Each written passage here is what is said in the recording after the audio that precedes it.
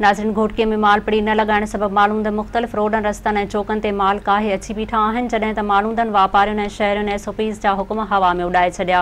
वधीक तफ़सील न पेश आहे अहसान कलवर जी हीअ रिपोर्ट।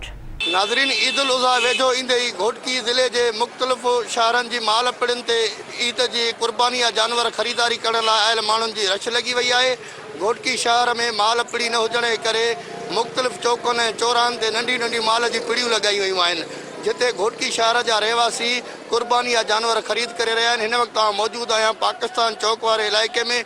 अचो त हिते मौजूदु वापारियुनि ऐं क़ुर्बानी या जानवर ख़रीद करण लाइ आयल माण्हुनि सां ॻाल्हि ॿोल कंदासीं त उन्हनि जो वधीक छा चवणु आहे। जीअं त ही वापारी ॿकर झलियूं बीठा आहिनि, पर मां सम्झां थो ॿकर जी तमामु तेज़ी आहे ऐं ग़रीब गुरबे जे वठण खां कमु चढ़ियल आहे, मगर वठणो लाज़मी आहे, छो त क़ुर्बानी करणी आहे, वठणो आहे, पोइ मठो मिलियो महांगो मिलियो वरदासीं ज़रूरु।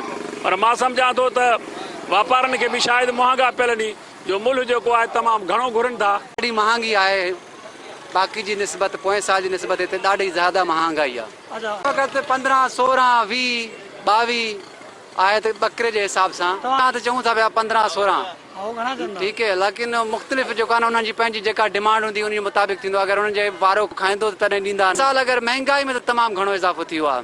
अगरि महांगाई जे अगरि तव्हां परसेंटेज लॻायो त 110% जेको आहे महांगाई वधीक थी वई आहे। उन खां अलावा बेरोज़गारी वधी वई आहे। सालो साल इहे पीढ़ी हिते ई लॻंदी आहे, पर कॾहिं बि माना हुकूमत इहा इन ॻाल्हि जो ज़ोर न ॾिनी आहे त किथे वञी करे हिननि खे जॻह ॾिनी वञे। सरकारी प्लाट पिया आहिनि, उन्हनि सरकारी प्लाटनि में कॾहिं बि माना हिननि खे पीढ़ी वारनि खे विच मेन चौक आहे, रेड़ी वारा बि हिते आहिनि, आम माण्हू जी परवट भई अचे वञे थी, उहो रस्तो बंदि पियो आहे। जो ख़ुदा हुकूमत DCO खे घोटकी DCO खे चऊं था त हिननि खे हिकिड़ी अहिड़ी जहाज़ 10 ॾींहंनि जे लाइ ईंदा आहिनि, 10 ॾींहंनि जे लाइ अहिड़ी जहाज़ कयो जिते माण्हू इन्हनि खे सहूलियत थिए। छा कयूं, पंहिंजा मुल जा पैसा बि नथा निकिरनि, तॾहिं बि चऊं था गुज़ारो थिए, इन जे करे काहे करे विकिणूं था, आवाम त ख़ुशि रहे न। हा, तेज़ी न आहे बाबू, अलाह जे हुकुम सां चवंदा पोइ बि को मुस्लमान जे तरीक़े सां को उदाई जो माल आहे, ख़ुशि थियनि।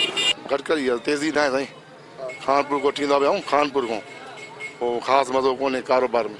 जंहिंजो मुल्ह 16 न लॻे थो, 20 वरितल आहे, 16 लॻनि था जी। माण्हुनि में आहे दिलचस्पी आहे अॻिली ईदनि जी? न ये माण्हू कोरोना खाई वई आहे माण्हुनि खे। न साईं, असां ग़रीब माण्हू ख़रीद कोन कयो आहे, मच्छी हलाईंदो, शुक्र अल्हम्दुलिल्लाह, अल्लाह साईं नसीब कंदो, क़ुर्बानी कंदासीं।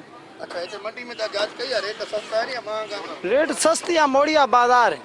कोरोना जे करे धंधा न आहिनि, कारोबार हर कंहिंजा रेड़ी वारनि जा, मच्छी वारनि जा, मुर्गी वारनि जा, गोश्त वारनि जा।